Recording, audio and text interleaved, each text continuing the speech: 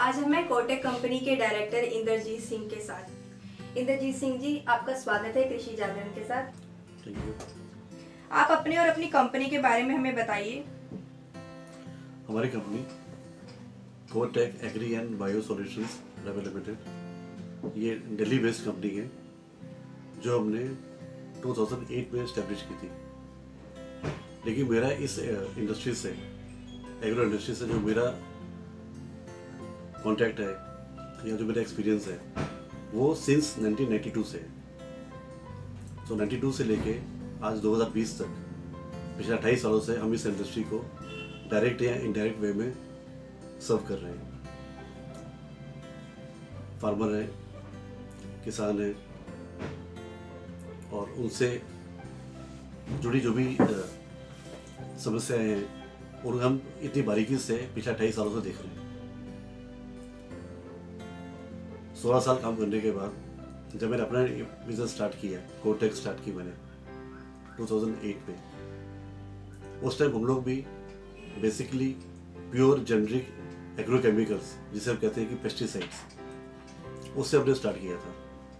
लेकिन 2-3 सालों के बाद, 4 सालों के बाद जब बिल्कुल ग्राउंड लेवल पे हमने काम किया, किसानों से जब मैं पर्सनली जाके मिलना शुरू किया, उनकी प्रॉब्लम देखी, उनकी समस्या देखी, इतना जो एक्सेस यूज़ होता है और कुछ चीज़ें जो नुकसान करती हैं उसका हमने डीपली स्टडी किया, तो हमने रियलाइज़ किया कि हमें थोड़ा सा सब लोगों को जागरूक करना पड़ेगा ऑर्गेनिक के लिए, कि ऑर्गेनिक फार्मिंग क्या होती है, ऑर्गेनिक केमिकल्स क्या होते हैं और किस तरह से हम जेनरिक मॉलिक्यूल्स को कम यूज़ करके भी अपनी फसलों को बचा सकते हैं, नुकसान से बच सकते हैं और अच्छा प्रोड्यूस, अच्छी फसल पैदा कर सकते हैं। उसके लिए हमने अपनी एक डेवलपमेंट टीम तैयार की। उस टाइम पे हम लोग 8 लोग थे जिन लोगों ने इस मुहिम को स्टार्ट किया और आज हम 8 से 20 लोग हैं। हमारे पास कोटेक में 20 लोगों की डेवलपमेंट टीम है जो फार्मर्स को जाके एजुकेट करती है, समझाती है, कन्विंस करती है, क्योंकि फार्मर के अंदर अभी तक इस बात का डर होता है कि अगर वो केमिकल्स का या फर्टिलाइज़र का कम यूज़ करेंगे तो उनकी फसलों को नुकसान हो जाएगा, उनका प्रोड्यूस कम आएगा, उनकी ईल्ड कम आएगी और उन्हें नुकसान होगा। तो हर किसान, हर फार्मर बेसिकली फाइनेंशियल लॉसेस से बचता है। तो हम उनके ये एजुकेट करते हैं, ये हमने उन्हें समझाया, उन्हें, हमारी टीम इस पर काम करती है कि इसमें किसी तरह का कोई नुकसान नहीं है। डे 1 से वो नुकसान पे नहीं होंगे और बाद में धीरे धीरे ग्रेजुअली उनका फ़ायदा ही फ़ायदा होने वाला है।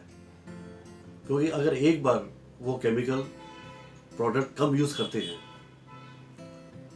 उनकी फसल ज़्यादा अच्छी होती है, ज़्यादा सुंदर होती है, उसके जो नेचुरल क्लस्टर है वो बिल्कुल इतना डिफरेंट होता है कि आप 2 अलग अलग प्रोड्यूस सामने रखते हो, आप उसे पहचान सकते हो।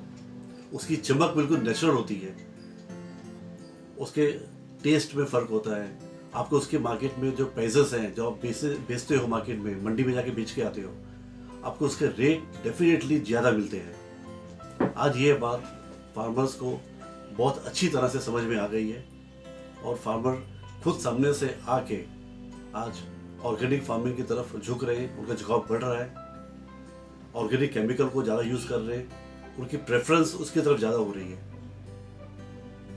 आप किन किन फसलों के लिए अपने उत्पाद बनाते हैं? वैसे तो जो हमारे प्रोडक्ट हैं ये सभी पे काम करते हैं, जिस भी तरह की क्रॉप हो, हर क्रॉप पे काम करते हैं। लेकिन हमारे जो एरिया ऑफ वर्किंग है, जैसे हम लोग हरियाणा में, पंजाब में, उत्तराखंड, यूपी, बिहार, उड़ीसा, छत्तीसगढ़, इन स्टेटों में काम करते हैं, तो इन सभी स्टेट्स में एक क्रॉप कॉमन है जो है पैडी, जिसे हम धान कहते हैं। धान की फसल इन सभी स्टेट्स में कॉमन है। इसके अलावा गेहूँ नॉर्थ में होती है, इसकी पैदावार उड़ीसा में या मध्य प्रदेश में या छत्तीसगढ़ में कम होती है। हमारा टारगेट सभी प्रोडक्ट्स पे है। सब्जियां मोर और लेस सब जगह कॉमन है। कुछ जगह पे शिमला मिर्च अच्छी होती है, हमारा टारगेट शिमला मिर्च पे काफ़ी है, उस पर हमने काफ़ी काम किया है और काफ़ी अच्छे रिजल्ट में मिले हैं। हमारे किसानों के द्वारा जो शिमला मिर्च उगाई जाती है, जो खास तौर पे यूपी में है, यूपी के एरिया में जो हमारे किसान जो किसानी कर रहे हैं सब्जियों की, उस पर स्पेशली जो शिमला मिर्च की खेती करते हैं, उनकी शिमला मिर्च और बाकी जगह शिमला मिर्च में हमें दिन रात का फ़र्क दिखता है। और ये बात किसान भी कहता है कि उसे 20 से 25% तक बाज़ार में रेट ज़्यादा मिलते हैं उस शिमला मिर्च के। धान की बात करें, हम धान पे काफ़ी फोकस करते हैं। हमारे धान के जो किसान हैं उन्हें बहुत फ़ायदा होता है, उनकी ईल्ड ज़्यादा आती है, 20% 25% की ईल्ड एक्स्ट्रा मिलती है उन्हें, उस पर काफ़ी काम करते हैं। अभी हम लोगों ने वेस्ट बंगाल में सिलीगुड़ी और उसके आसपास के एरिया में चाय पे काम किया है। चाय के बगानों में हमारा काम चल रहा है इस टाइम पे। और जो हम लोगों ने अभी तक काम किया है उस पर, जो चाय के बगान में लोग काम करते हैं, वहाँ की जो लेबर है, वहाँ पे ज़्यादा से ज़्यादा लेबर जो है वो लेडीज़ है, औरतें काम करती हैं। और उन औरतों की सबसे बड़ी समस्या थी कि जब वो चाय की पत्ती तोड़ती हैं, प्लकिंग जब होती है पत्तों की, तो उनकी जो प्लकिंग होती है वो हाथ से होती है, सारा मैनुअल काम होता है। तो उनकी जो उंगली की जो टिप्स होती हैं, वो जो टिप्स होती हैं यहाँ से वो कट जाती हैं। जब बार बार सारे दिन वो पत्ते तोड़ती हैं, पत्ते तोड़ने की वजह से इस जगह से ये उंगलियाँ उनकी पक जाती हैं या जख्म हो जाती हैं। ये उनकी एक बहुत बड़ी और बहुत पुरानी समस्या है। हम लोगों ने, हमारा एक प्रोडक्ट आता है लहर, उसका हमने वहाँ उन पर काफ़ी काम किया। उससे रिजल्टेंट ये होता है कि जो पत्ते होते हैं, जो पत्तियाँ आती हैं, वो चौड़ी होती हैं पहले से ज़्यादा, पत्तियाँ ज़्यादा नरम होती हैं। उससे उन औरतों को पत्ते तोड़ने में आसानी होती है। जहाँ पे पहले वो दिन भर में अगर 6 से 7 किलो चाय के पत्ते तोड़ती थी, अब वो 8 किलो या 9 किलो पत्ते तोड़ती हैं। और उन्हें इस तरह की तकलीफ भी कम हो रही है। जो पत्ते तोड़ने से, पत्ते हार्ड होने की वजह से तोड़ने में दिक्कत आती थी, उनके जख्म होते थे उंगलियों में, अब ये जख्म भी होने उनके काफ़ी कम हो गए हैं। और तोड़ाई भी उनकी कंपैरेटिवली उन 8 घंटों में ज़्यादा होती है। बजट 2020 में महिला किसानों के लिए क्या खास रहा? लेकिन महिला किसानों के लिए ऐसा सच मतलब मेरे को इतनी नॉलेज नहीं है कि क्या खास रहा है, लेकिन जिन एरिया में हमने काम किया है वहाँ हमने ये देखा है कि वहाँ महिला किसान कह लो, या जो महिला मजदूरें वहाँ काम करती हैं, जो मजदूरी कर रही हैं, वो काफ़ी तादाद में है।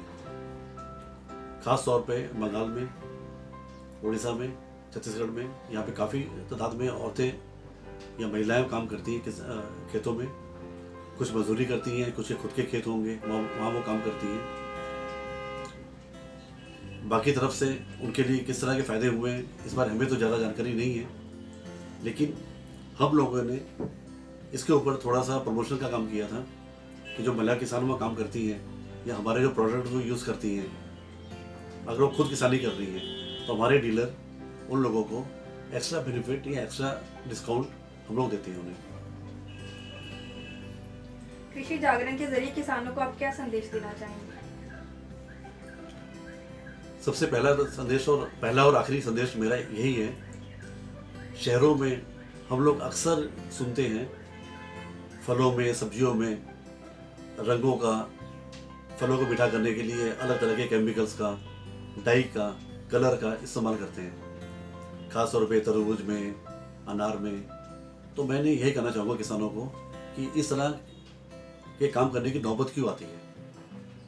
आप जो खेती करते हो, आपका जो उपज है, जो फल है, वो अगर वो मीठा नहीं है, उसको मीठा करने की कोशिश करते हो, उसके अंदर रंग अच्छा नहीं आ रहा, लाल नहीं है, तो मुझे पता है कि वो फल उनका नहीं बिकेगा, उसको लाल करने के लिए रंगों का इस्तेमाल करते हैं।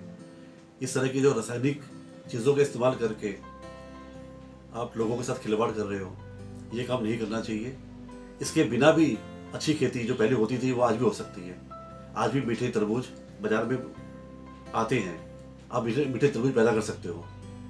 जो भी ऑर्गेनिक प्रोडक्ट हमारी कंपनी के अलावा और कंपनी भी बनाती हैं, आप उनका इस्तेमाल करें।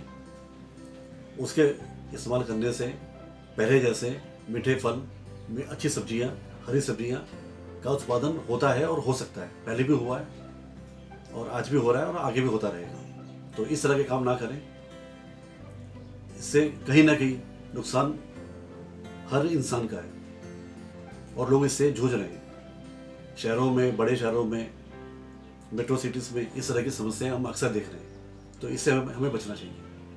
धन्यवाद सर।